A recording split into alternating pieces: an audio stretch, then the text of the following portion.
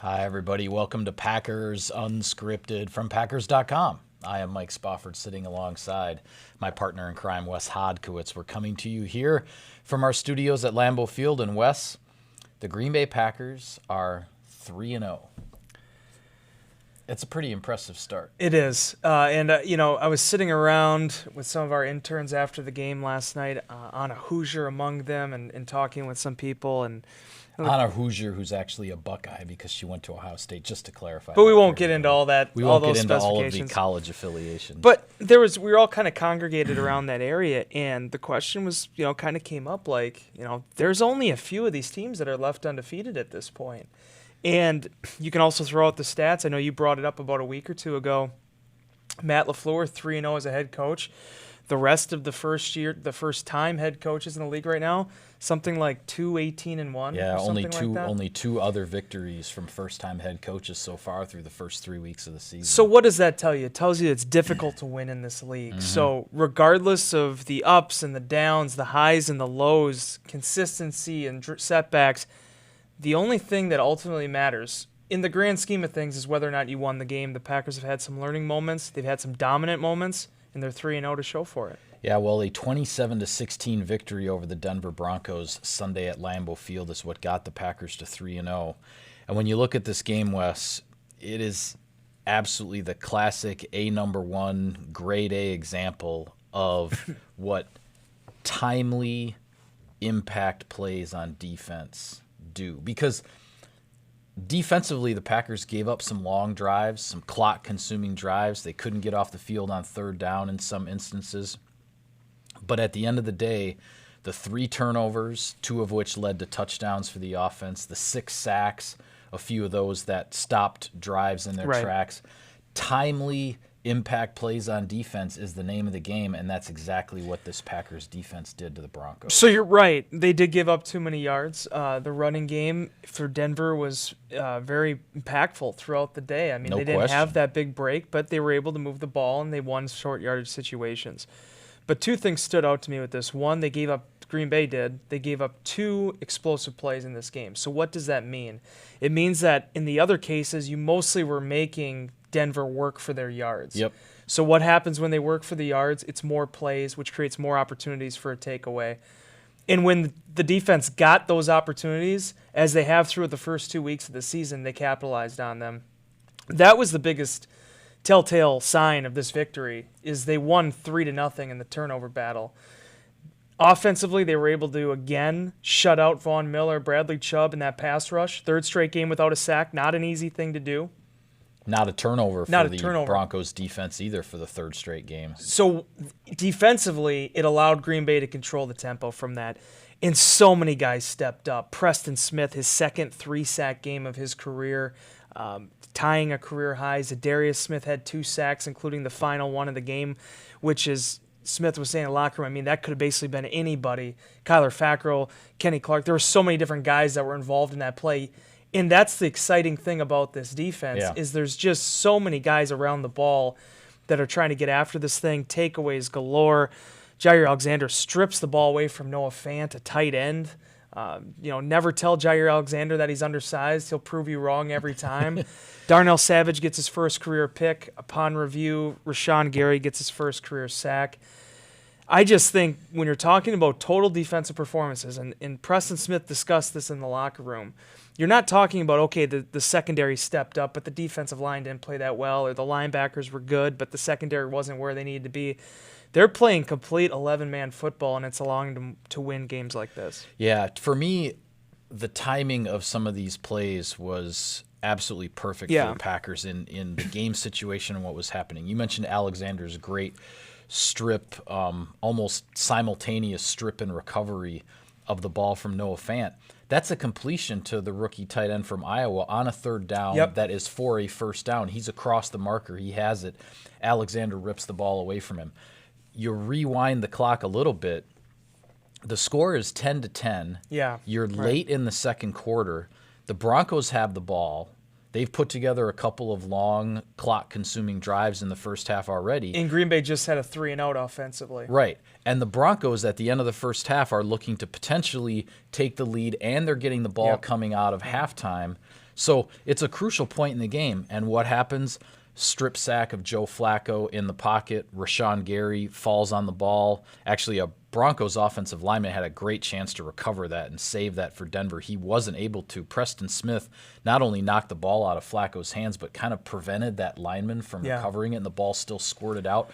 Rashawn Gary falls on it on the 5-yard line. The Packers get a touchdown there before half, and then that possession coming out after halftime is when Alexander gets the strip and recovery, the turnover there, and the Packers end up getting another touchdown. So from that 10-10 point, when you're looking at the Broncos maybe having the back-to-back possessions to establish something and take the lead in the game, those possessions turn into a 24-10 lead for the Packers because of the 2 turnovers and the offense capitalizing. The timing of it, to me, was astounding. Yeah, and just, Green Bay gets that takeaway. The offense starts at the Denver 5-yard line. I mean, just an incredible situation what more to can be you in. ask for, right? The Jaire Alexander play, he ends up being called down, but then the next play right after that, Danny Vitale, 27 yards to the 1-yard line.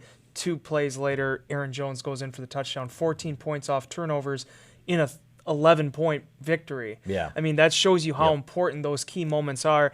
And just to touch on really quickly with Preston Smith, because we lump him and Zadarius Smith together, and rightfully so. Their lockers are close together. They play the same position. They signed the same offseason. They have a history together, and certainly they're very friendly, buddy-buddy. Yeah. But Preston Smith, I've been saying this. I'm not trying to pat myself on the back, but I've been saying this since the summer, that so many eyeballs were on Zadarius Smith after the season he had in Baltimore and where the defense that he was coming from. Preston Smith was kind of the somewhat understated player that the Packers had signed. But I felt from the beginning this guy fit exactly what Mike Pettin wanted to do defensively, and he talked a little bit about that. I also appreciate that it was very refreshing to hear him say when he's asked why he came to Green Bay, it was the best offer on the table. That's the starting point, right? Yep. It's like that for anybody in any walk of life. I don't care if you're a professional writer. Right. Let's not pretend it's something else here. Yeah. But then he said, the way I was going to be used, the conversations we had here, and he just feels like this defense is bringing out the best in his capabilities. Mike, he has 4.5 sacks in 3 games. He had 4 sacks last year. His career high is 8. And it isn't just the sacks. It's the fact that he has an interception. It's the fact that he has forced that fumble. He is finding ways to get after the quarterback and make plays whenever he's around the football. And for the Green Bay Packers outside linebackers here to have 7.5 sacks from those 2 guys specifically at this point, my gosh, what a way to pace a defense. Yeah, no question about it. And I'll go back even to the timeliness factor even earlier in the game. The Packers start out with a touchdown on a free play. Marquez Valdez-Scantling sprints down the field. Von Miller, I believe it was, jumped off sides for the Broncos. 40-yard touchdown. Packers are on the board 7-0. Broncos immediately, 60-yard kickoff return the other way. They are across midfield. They are in position to answer right away. Defense not only gets a 3-and-out, but on the 3rd down, Preston Smith gets the sack to thwart that drive, and suddenly that 60-yard kickoff return is rendered null and void immediately by the defense. Denver started at the Green Bay 43 on that series. I mean, they need 10 yards to get in range for Brandon McManus. For a field goal, and they're on the board. And then later in the first half, the Broncos put together a drive. The Packers maybe catch a little bit of a break when a holding penalty downfield on Emmanuel Sanders wipes out a touchdown run. Now, Jaire Alexander was pretty animated on the field that something had happened there, that he had gotten grabbed. So whether Alexander really was held that badly or just sold it to the officials, the Broncos had to work a little extra hard to get into the end zone. And then what happens on a 3rd and short in the red zone? Zadarius Smith gets the sack and forces the field goal.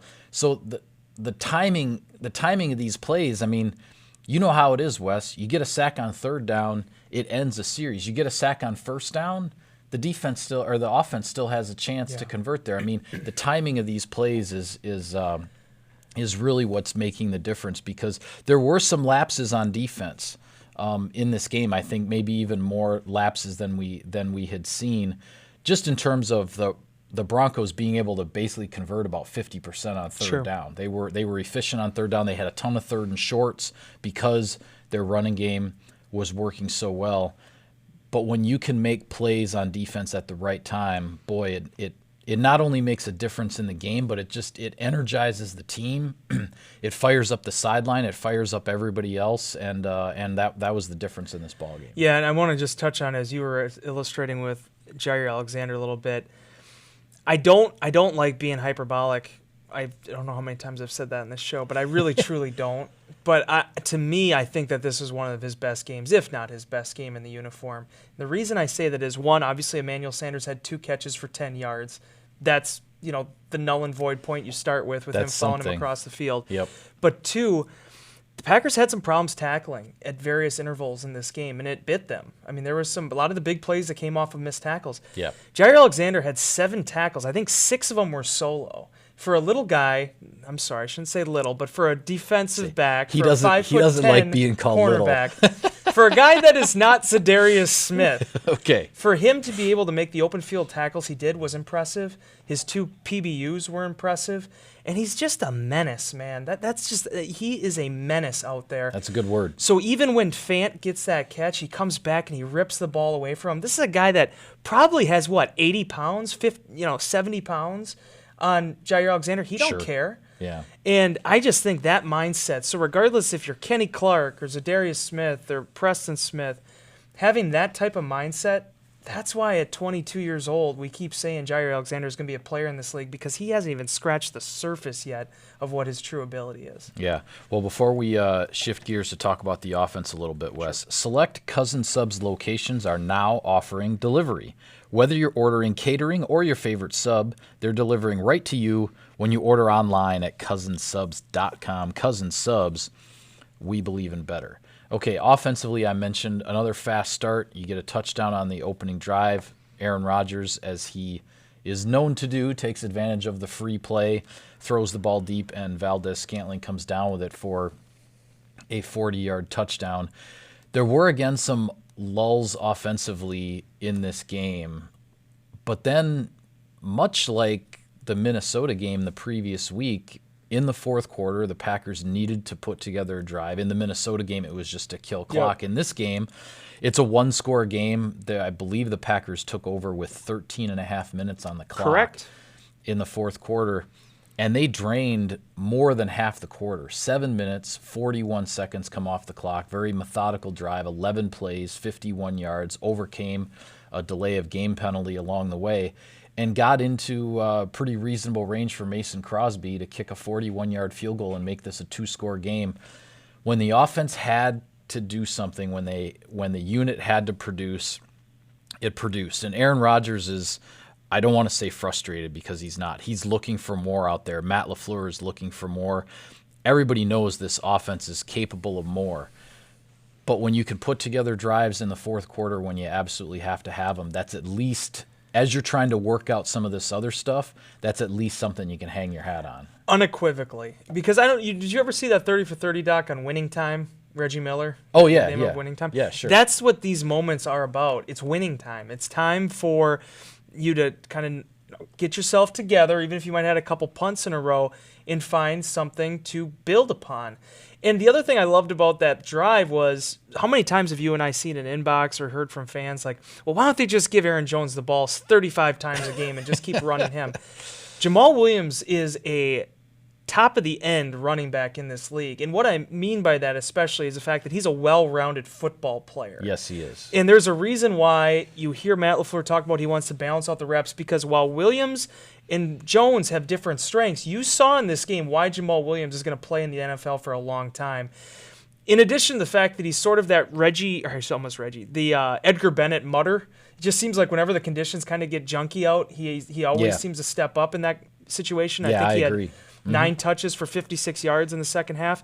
But it was that 10-yard catch he had on 3rd and 5 when that was a gotta-have-it moment for this offense to convert there when they'd been having some problems in that capacity. Yes. That you see it. He's a sure, confident pass catcher. He's a good pass protector. He just gives you every dimension that you want out of a running back that you can play on any down. And in this game, when maybe it wasn't coming together for Aaron Jones like it did last week, the offense turned to Jamaal Williams, and he stepped up. They turned to Danny Vitale, and he stepped up. You need to have options to have a sustainable offense throughout the season. I think that's the one positive I've gleaned from these first 3 weeks, overarching with the offense, is that when somebody needs to rise to the occasion, somebody usually does. Yeah, and you alluded to it earlier. Not only did the Packers shut out Von Miller and Bradley Chubb, that matchup on the edges that we were talking about all week, but Aaron Rodgers made a big point to mention in his post-game press conference that he basically wasn't touched all day. He said he only got hit once, and it was on the wheel route to Danny Vitale that got the offense down to the 1-yard line after the Alexander turnover. Otherwise, Rodgers was not touched. And I'll be honest, I mean, we'll talk about this a little bit more going forward with the Packers on a short week here in Philadelphia coming in.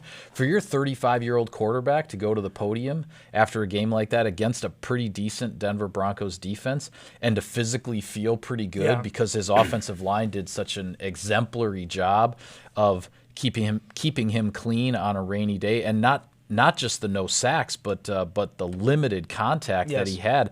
I think that could really be a big factor here on a short week heading into this Philadelphia game on Thursday night. It's a huge factor because we're going to talk about the Eagles enough here in the next couple of days, but that is a banged-up unit right now, and they lost some more guys in that game against the Lions. To the Detroit Lions. To deal with. Yep. For the Packers not to have, at least to this point in time in which we're shooting this, any big injuries going into this game now against the Eagles is going to be huge.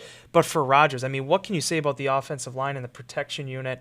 He drops back 30 times. He's only hit once, and that one hit was on a completion, right? A 27-yard completion. I've always found that interesting with quarterback hits. Yes, he was technically hit, but it was an explosive play, so I never quite understand why they credit it as such. If it's like, okay, you pressure him into an incompletion, I get that, but that's another story for another day. Yeah. But David Bakhtiari, Brian Bulaga, Elton Jenkins coming in. He had a false start early, but being able to settle in there at left guard with Lane Taylor now on IR. Sure. There were so many different guys that just were not baited into anything. I saw some of the stunts that Miller was running. Billy Turner's picking that up. It was such an incredible performance in that regard. It was very understated in this, but the fact that Rodgers was upright, the fact that his jersey was clean, as he said, on a muddy night, that is absolutely huge, especially on a short week. Yeah, well, the Packers, again, for the third straight week, we're talking about a lot of issues that the Packers need to work out because I guess the simplest way to say it is it's a lack of consistency on offense. They just haven't been able to put together an extended stretch of, where you're talking 3 or 4 drives in a row where everything is really clicking. I mean, nobody's going to, Rodgers alluded to wanting to click for 60 minutes. I don't know if there's any offense in the league that really can, be in full gear, full speed ahead for 60 minutes. That's really hard to do. But the Packers they're in this mode right now where the offense is kind of in fits and starts. I mean, things will look pretty good. You drive down and you get a field goal or something like that, but then the next couple of possessions, things aren't going right. Rodgers was, throwing some balls away when, plays that they were trying to set up, things just weren't materializing, and so it's like, okay, live to play another down. You're winning the game. You don't need to be in a desperation mode to move the ball there. But there were some things that clearly didn't look good on offense, and Rodgers, is just maybe getting a tad impatient in that he wants this to start coming around and doing it on a short week now. Who knows what's going to happen on Thursday night, but Rodgers feels very confident in the potential of this offense, but he said after the game that it's getting time to where the potential needs to start matching the performance, and that hasn't happened. Sure, right, because, you're almost at the first quarter pole, right, yep. going through this thing. So, yep. You need to be able to start finding your identity. Tramon Williams said it about the defense. He wasn't really willing to, make any big, high-arching, proclamations about the defense. He wants to see one more game. The offense is on the same side of that coin, trying to see what they are now going into October. Thing you got to understand about Aaron Rodgers, he's seen a lot of football. He's going to have high expectations. You and I remember 2011 and 2014 intervals where they just threw the ball, they rolled the ball out in the field and the Packers scored 7 points. That's the optimum situation, but it's not always realistic for the NFL. They're trying to find just that galvanizing I don't want to use galvanizing because that got thrown around last year a lot, but they're just trying to find that consistency factor that they're looking for, and I see it. I mean, you look at, some of the plays, whether it was a drop pass here or there, or the ball slipping out of Rodgers' hands and kind of sailing over, I think it was Geronimo Allison in a potential third down situation. I mean, there are opportunities. Robert Tonyan going down the sideline, the ball just a couple yards out of his reach. You see where those moments are, and they're just trying to find those and grab those.